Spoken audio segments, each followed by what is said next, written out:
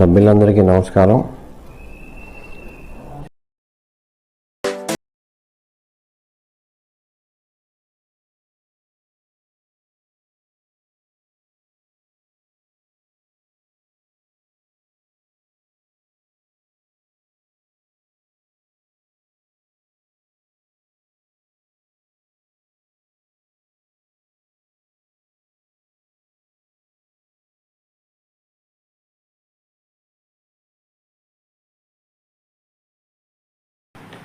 Hi friends, this is Sahadev Varma. దేశవ్యాప్తంగా తరలి వచ్చిన ఈపీఎస్ 95 పెన్షనర్స్తో తేదీ 31/7/2024 ఢిల్లీలో జంతర్ మంతర్ వద్ద ఆందోళనలో భారీగా పాల్గొన్నారు. ఈ ఈపీఎస్ పెన్షనర్ల జెన్యూన్ డిమాండ్ల కొరకు చేస్తున్న ఆందోళనలకు పార్లమెంట్ మెంబర్లు వచ్చి పూర్తి మద్దతు ప్రకటించారు.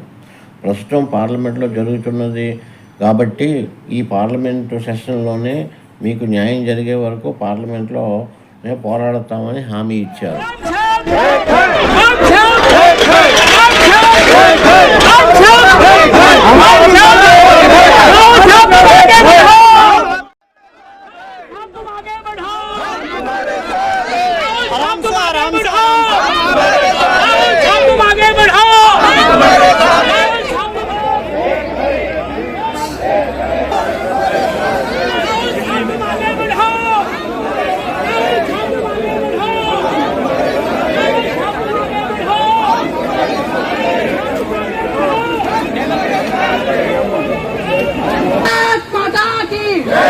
नहीं किसी से भीख मांगते, नहीं किसी से भीख मांगते,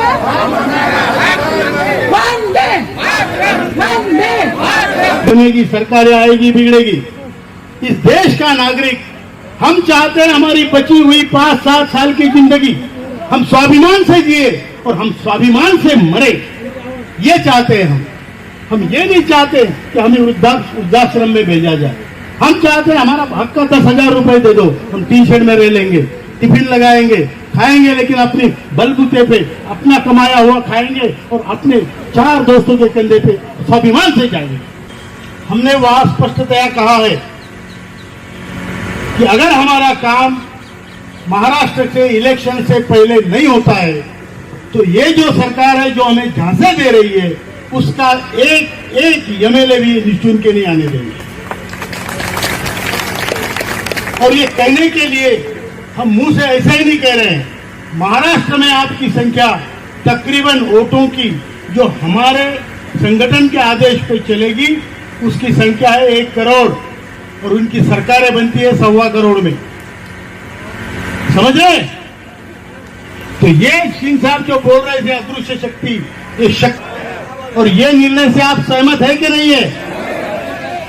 अगर हमारा काम नहीं हो रहा है, आपके हमारी दाल हमारा चावल जो खिचड़ी आप पका रहे हैं उसमें से अगर हमें एक छोटा सा दाना नहीं मिलता है, आपका झूठा भी नहीं मिलता है, तो उस खिचड़ी में उस सब्जी में ढेर सारा नमक डालने का काम हमारा है। बराबर है कि झूठ है? बराबर है क्या? अरे हमने बच्चे पैदा किए, पोते पोतियां नाते नातियां पैदा की और हम अभी इस उम्र में डरने वाले नहीं है। मरेंगे तो मरेंगे, ऐसे भीख मांगते हुए नहीं मरेंगे, लड़के मरेंगे। मंजूर है? तो ये हमने कल प्रेस कॉन्फ्रेंस में कहा। जो लोग हमें कहते हैं कि आप बीजेपी के पीछे पीछे घूम रहे थे, हम घूम रहे थे, विश्वास के साथ घूम रहे थे। 10 साल वेट किया हमने, अभी होगा। प्रधानमंत्री जी ने कहा है अभी होगा, अब नहीं होगा तो नहीं होगा, लेकिन जो हमारा हासिल होगा उससे बुरा तुम्हारा हासिल होगा। ये हमने स्पष्ट किया है कल के प्रेस कॉन्फ्रेंस में। जहां रोज 200 लोग मर रहे हैं तो आपको बाकी रेवड़ियां बांटने के लिए आपके पास पैसे माध्यम से अनेक आयुष है उसमें, जो माध्यम से हम संसद में सवाल उठाएंगे और उन्हीं माध्यम से मंत्री जी का ध्यान आकर्षित करेंगे, माननीय पंतप्रधान का ध्यान आकर्षित करने की कोशिश करेंगे। उसके बाद में भी हमारे जो विरोधी पक्ष नेता है राहुल गांधी जी, उनसे भी बात करेंगे, उनको भी बताएंगे कि ये तमाम लोगों का जो सवाल है वो आपको उठाना चाहिए। विरोधी पक्ष के माध्यम से भी दबाव लाने की कोशिश करेंगे। आप एक काम कीजिए, अपने अपने जो भी दलों के लोग हैं, जो भी अपने प्रदेश के लोग हैं, उनके जो भी यहाँ पे हाउसेस हैं, उनको आप भेजिए, ये टी शर्ट दीजिए और मिलती के लिए बाकी कुछ मत कीजिए, खाली टी शर्ट पहन के संसद में जाइए, इतना ही बोलिए। महाराष्ट्र सदन में आप आइए, मैं सबको मुझे धैर्यशील माने जी कोल्हापुर में आए थे हमारे समाज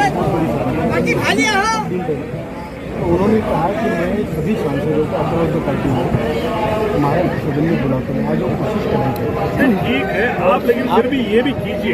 नहीं ठीक है, बात मत उठाइए, बात कुछ भी मत कीजिए, खाली ये टी शर्ट पहन के अंदर चलिए, बोल के बोलिए, इतना काम कीजिए। मैं बाकी का सवाल త్వరలో మహారాష్ట్ర స్టేట్లో అసెంబ్లీ ఎన్నికలు ఉన్న దృష్ట్యా మహారాష్ట్ర పార్లమెంట్ సభ్యులు ఎక్కువ మంది జంతర్ మంతర్ వద్దకు వచ్చి ఈపీఎస్ 95 పెన్షనర్లు చేస్తున్న ఆందోళనకు పూర్తిగా మద్దతు ప్రకటించడం జరిగింది. దేశవ్యాప్తంగా భారీగా వచ్చిన ఈపీఎస్ 95 పెన్షనర్స్తో ఢిల్లీ జంతర్ మంతర్ పూర్తిగా నిండిపోయింది. తేదీ 31/7/2024 జరిగిన ఆందోళన కార్యక్రమం జయప్రదమైంది.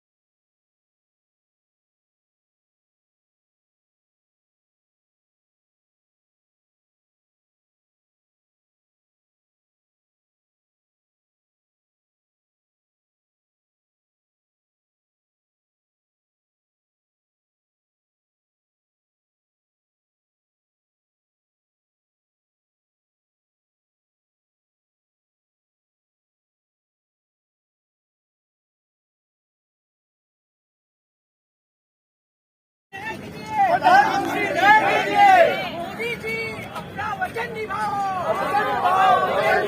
मोदी जी अपना वचन निभाओ, मोदी जी हमारे साथ वचन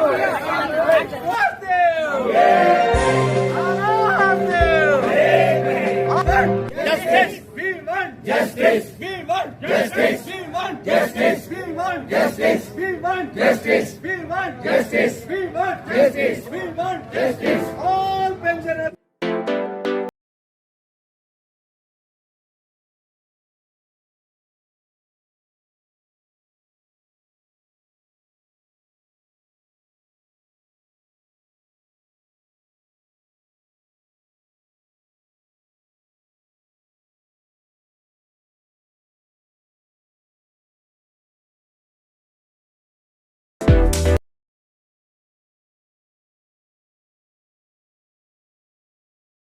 గో ఫర్ ది బెస్ట్.